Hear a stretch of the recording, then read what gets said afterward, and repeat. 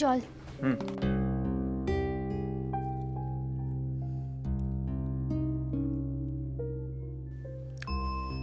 এই অজুহাতে না ডাকলে তুমি তো আর আসতে না। না না, তা কেন? তুমি ডাকলে আমি আসিবনি। তার মানে আমি ডাকলে তবেই তুমি আসবে, তাই তো?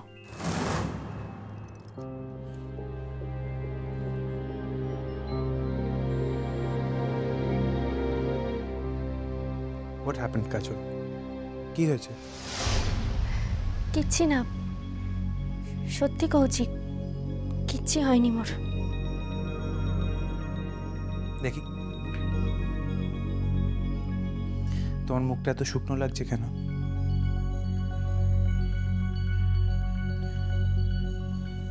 কাজল,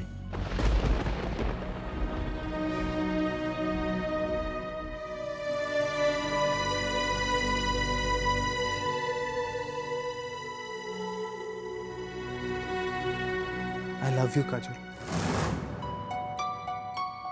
I love you। তোমায় না ভালোবেসে থাকা যায় না কাজল। তাই আমি তোমায় এত ভালোবাসি। আর স্বাভাবিক নিয়মে তোমায় ইনসিকিউর হবার মতো কিছু হয়নি। কোথাও কিছু নেই তোমার ইনসিকিউর হবার। ভালোবাসা একেবারে উঠলে উঠছে আদিকলা ছেলে।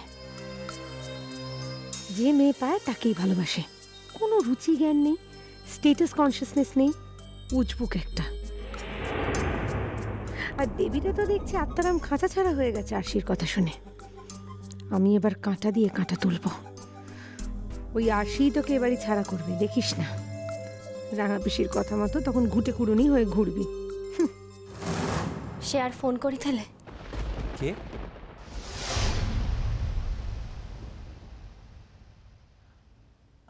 ও ও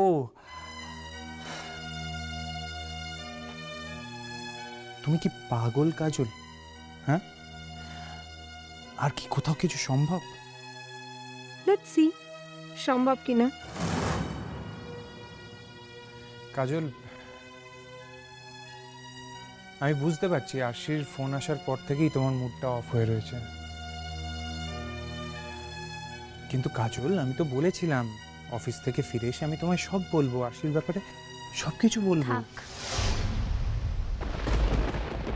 কেন?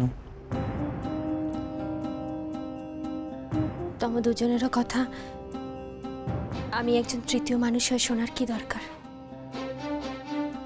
কাজল, তুমি যতই চেষ্টা করো নিজেকে দূরে সরিয়ে রাখতে, আমি কিন্তু তা হতে দেবো না। তাই নাকি? বাবা কি প্রেম! এত গ্যারান্টি করা ভালো নয় নীলবাবু। কাজল, তোমার আগে আমার জীবনে দু একজন মেয়ে সঙ্গে ঘনিষ্ঠতা ছিল না তা নয়,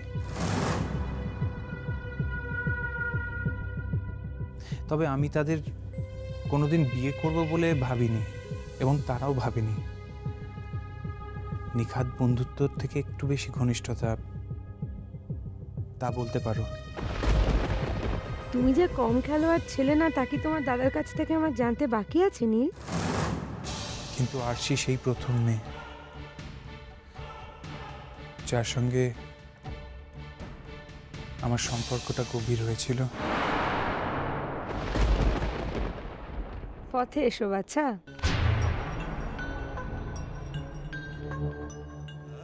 আমি ওকে কথা দিয়েছিলাম কাজল, ইনফ্যাক্ট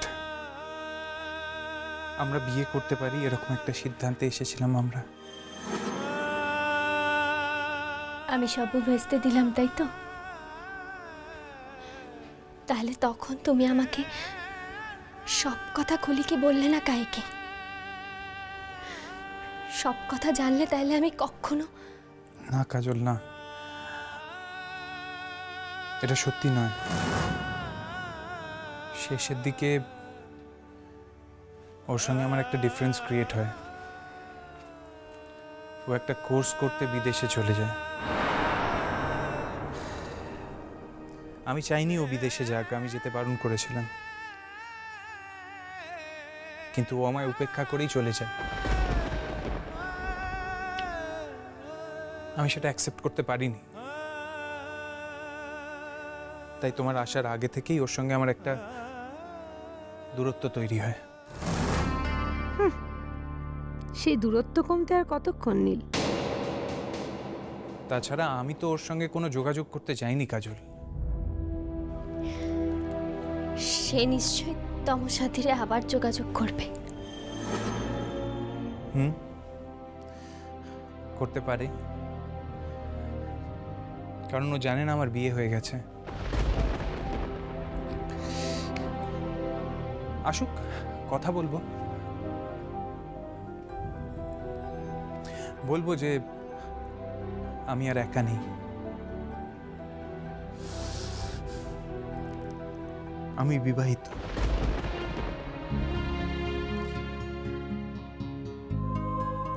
আমি আমার স্ত্রীকে খুব ভালোবাসি, খুব ভালোবাসি। সে যেন অন্য কোনো প্রত্যাশা নিয়ে আমার কাছে না আসে। যদিও কষ্ট পায়। ন্যাকা এই করে নীলকে বশ করে রাখবে ভেবেছে সারা জীবন ধরে। করাচ্ছি বশ, কিচ্ছু ভুলিনি কাজল রানী, শুধু খোলসটা বদলেছি মাত্র। তাহলে কি বলছো? তোমাকে কষ্ট দেব?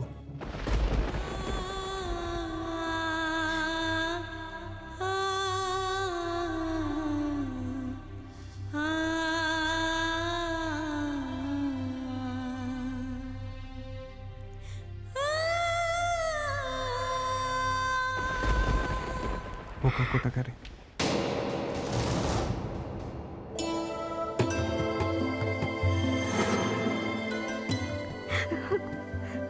কাজল, তাকাও আমার দিকে।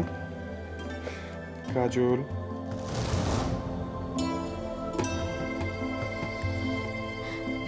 মোর কোনো সে গুণ নেই, লেখাপড়া জানি না, তোমার সাথে চলারও যোগ্য নই আমি। কে বলেছে? কে বলেছে লেখাপড়া করলেই তবেই সে শিক্ষিত হয়?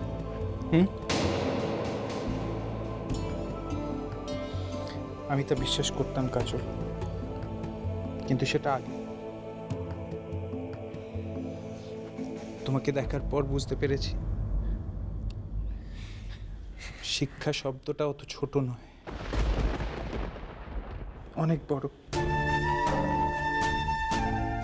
অনেক গভীর।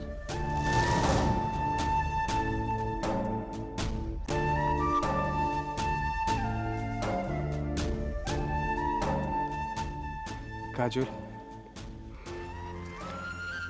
আমি তোমাকে পেয়ে পূর্ণ, পরিতৃপ্ত। ছাড়ো। না, ছাড়ো না। এবে আমাকে নিচে যেতে হবে, রাতের খাবার গরম করতে হবে। ছাড়ো। কিছু বলবে? হ্যাঁ, এসো না ভূমি দিদি, না ভেতরে না, ঠিক আছে, আমি এখানেই ঠিক আছি। বলছিলাম ভূমি দিদি এসো না, ভেতরে এসো। না কাজল, ঠিক আছে। বলছি রাত্রে কি কি খাবার গরম হবে একটু বলে দাও না। ও আমি এক্ষুনি নিচে যাচ্ছি। এ বাবা, না না, তুমি থাকো, তোমায় যেতে হবে না। সারাদিন পর বর বাড়ি ফিরেছে, একটু দুজনে গল্প করবে না? নাহলে ওর দিন কি করে কাটবে বলো তো? আমি জাস্ট জানতে এলাম কি কি গরম করব, আমায় বলে দাও। আমি কইলে তো। কাজল, আমি তোমার বড় দিদি না? দিদির কথা শুনতে হয়। নীল, শক্ত করে এই মেয়েটাকে বেঁধে রাখো তো, কোথাও যেতে দিও না। সারা দিন পরিশ্রম করে আর দিন রাত চরকির মতো ঘুরছে সারা বাড়ি। কাজল বলো। মুরগির মাংসের ঝোল, পাঁচমিশালি সবজি, ডাল আর দুধ। ঠিক আছে, আমি এক কাজ করি, এগুলো গরম করে দাদু ভাই আর তুবিকে খাইয়ে দিই। হ্যাঁ, তুমি আর নীল ধীরে সুস্থে এসো, কেমন?